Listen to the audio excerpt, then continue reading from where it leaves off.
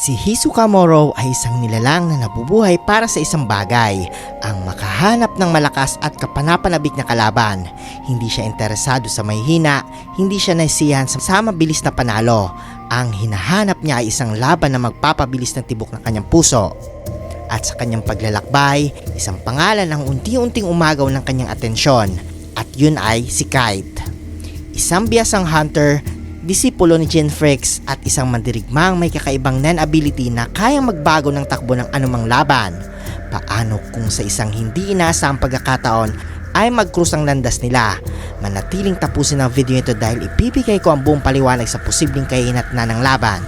Si Hisoka ay isang transmuter na kilala sa kanyang nen-ability na Bungee Gum, isang aura na may katangian ng goma at pandikit na nagbibigay sa kanya ng halos walang limitasyong galaw sa laban.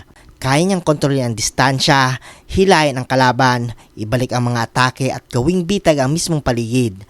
Dagdag pa rito mga idol, ang texture surprise ay isang kakayahang kayang baguhin ang itsura ng balat o mga bagay na ginagamit niya upang linlangin ang kalaban at magtago ng sugat o plano. Ang tunay na lakas ni Hisoka ay hindi lang sa kanyang nen kundi sa kanyang isipan.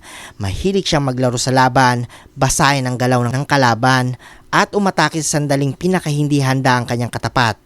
At sa kabilang banda mga idol, si Kite ay isang conjurer na may ability na Crazy Slots. Isang kakaibang roulette na nagbibigay sa kanya ng random na sandata sa bawat labanan at maaaring lumabas ang isang rifle na kayang umatake mula sa malayo.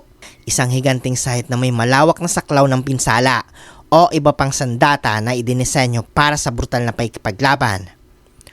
Ang kapalit ng lakas na ito ay ang kawalan ng kontrol dahil hindi niya mapipili ang sandatang lalabas at kailangan niyang gamitin ito hanggang sa matapos ang laban.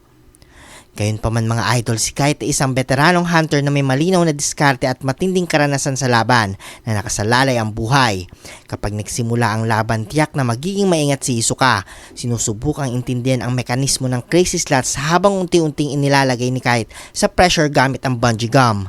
Kapag napunta sa close combat ang labanan, malinaw na may advantage si Hisoka dahil sa kanyang flexibility at control sa galaw ng kalaban. Ngunit kung makukuha si Kite ng sandatang may long range o malawak na epekto tulad ng rifle o sight, mapipilitan si Hisoka na mag-adjust at umiwas sa direktang sagupaan.